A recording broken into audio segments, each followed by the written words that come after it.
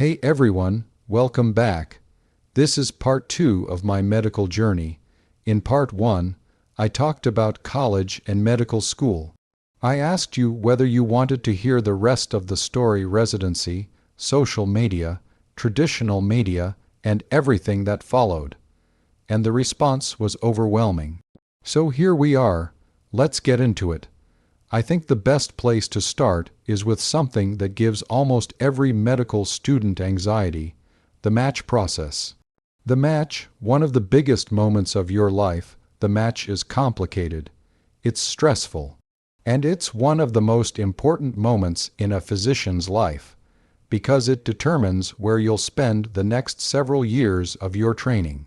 To make things even more intense, when I was going through it, there were major changes happening.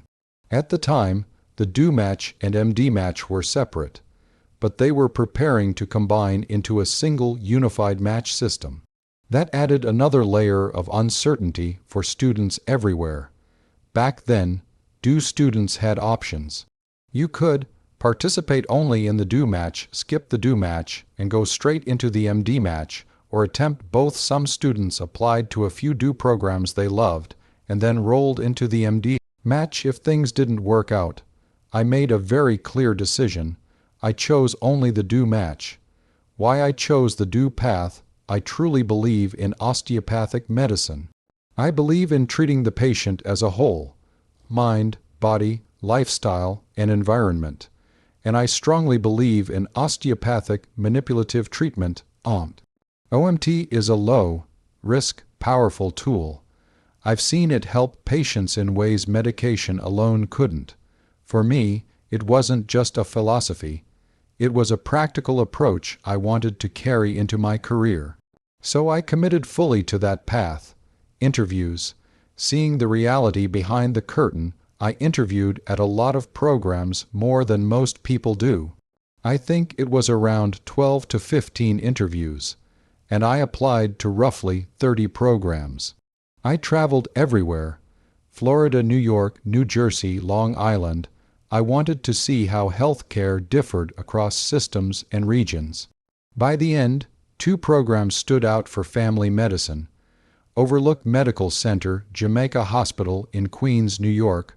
What ultimately set Overlook apart was something incredibly important: the people. Why culture matters in residency. Residency is intense. Long hours, high stress. These people become your family. It's not unusual to see residents who don't get along. And when that happens, the experience can become miserable very quickly. At Overlook, I saw something different. The residents genuinely liked each other. They weren't performing for interview day. They were real.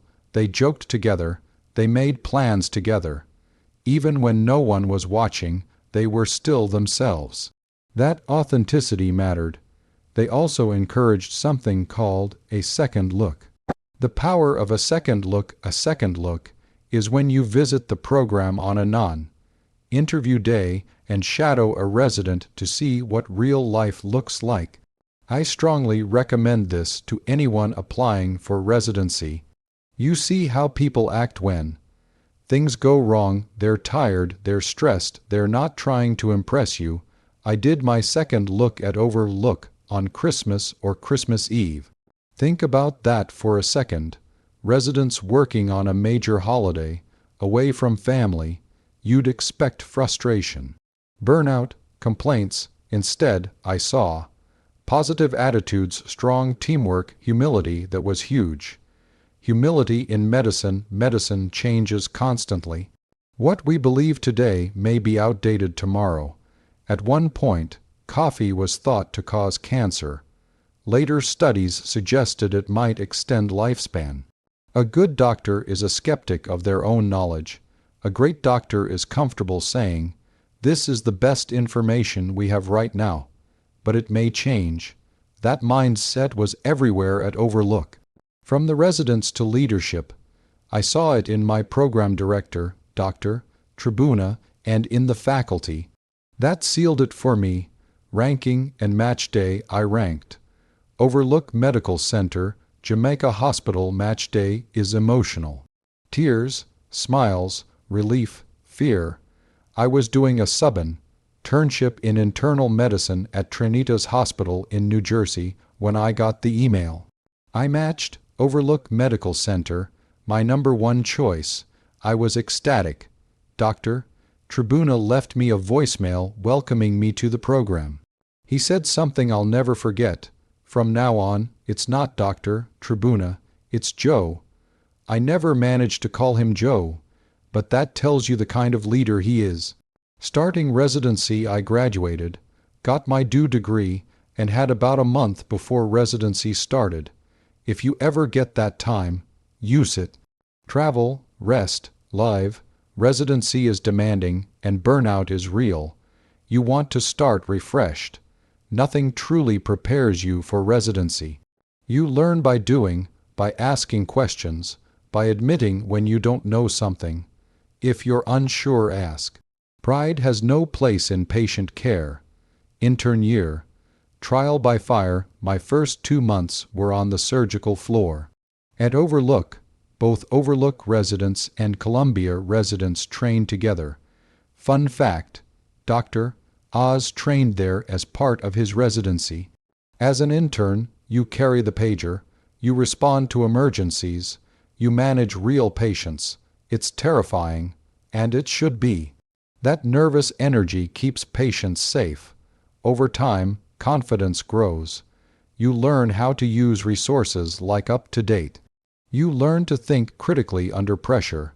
Social media, the unexpected turn during medical school. I started an Instagram account. Nothing serious, just documenting life.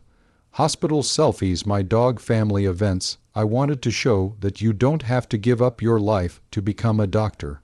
That myth is wrong. You can study hard, study smart, and still live fully. By residency, I had around 20-30 zero followers. It became a running joke, then everything changed. Going viral overnight during a vacation in Florida, a friend texted me, "Dude, you're on BuzzFeed." The article, "Hot Doctor and Husky," then came, "Elite Daily Huffington Post Time Cosmopolitan Glamour in 2 weeks. I gained 750 followers." My phone exploded. Media is cutthroat. Miss your moment, and they move on. I had to make a decision. Using attention for good, I didn't care about being called a hot doctor. What I cared about was having a platform. If people were watching anyway, why not? Teach, educate, make medicine accessible. That's when I shifted my content. Yes, I dance. Yes, I joke. But there's always education underneath. Ethics, advertising, and trust. I get criticism for advertising. I understand it. But here's my rule. I never promote anything that compromises patient trust. I never promote unproven medical products. I never sell false hope. I've turned down 7-figure supplement deals. Because trust matters more. Medicine comes first. Where I am now since then. YouTube, TV appearances, social platforms. I'm still learning. Still growing, and I'm grateful. If you want more TV behind the scenes, media life, or anything else, let me know. Thanks for being here. Stay happy. Stay healthy.